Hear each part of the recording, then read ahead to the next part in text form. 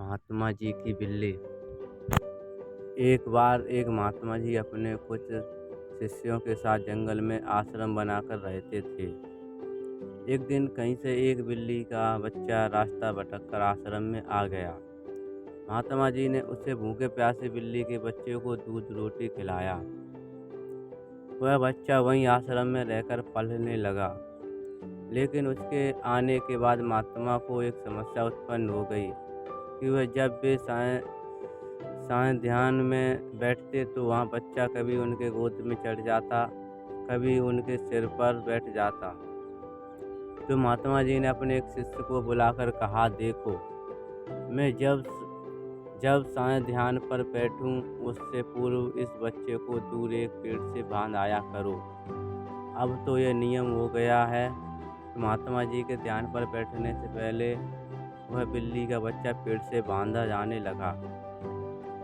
एक दिन महात्मा जी की मृत्यु हो गई तो उनका एक प्रिय काबिल से सुन की गद्दी पर बैठा।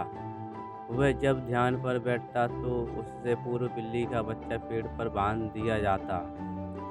फिर एक दिन तो अनर्थ हो गया। बहुत बड़ी समस्या खड़ी आ हुई कि बिल्ली ही खत्म हो गई। सारे शिष्यों की मीटिंग हुई।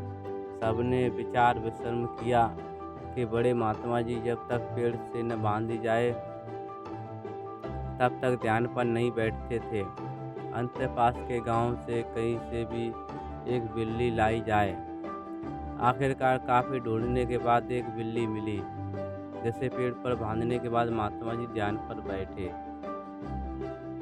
विश्वास माने उसके बाद जाने कितनी बिल्लियां मर चुकी और न जाने कितने महात्मा जी मर चुके। लेकिन आज भी जब तक पेड़ पर बिल्ली न बांधी जाए तब तक महात्मा जी ध्यान पर नहीं बैठते हैं।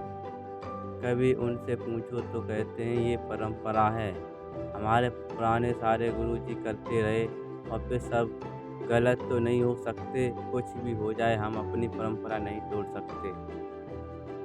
यह तो हुई उन महात्मा और शिष्यों की बात, पर कहीं न कहीं हम सब ने भी एक नहीं अनेकों ऐसी बिल्लियां पाल रखी हैं। कभी गौर किया है कि इन बिल्लियों पर सैकड़ों वर्षों से हम सब ऐसे ही और कुछ अनजाने तथा कुछ चंद स्वार्थी तत्वों द्वारा निर्मित परंपराओं के जाल में जकड़े हुए हैं। ज़रूरत इस बात की है कि ऐसी परंपराओं और अंधविश्वासों को हम और ना पनपने दें और अगली बार ऐसी चीज़ पर यकीन करने से पहले सोच लें, कहीं हम न जाने अनजाने कोई अंधविश्वास रूपी बिल्ली तो नहीं पाल रहे हैं। थैंक्स।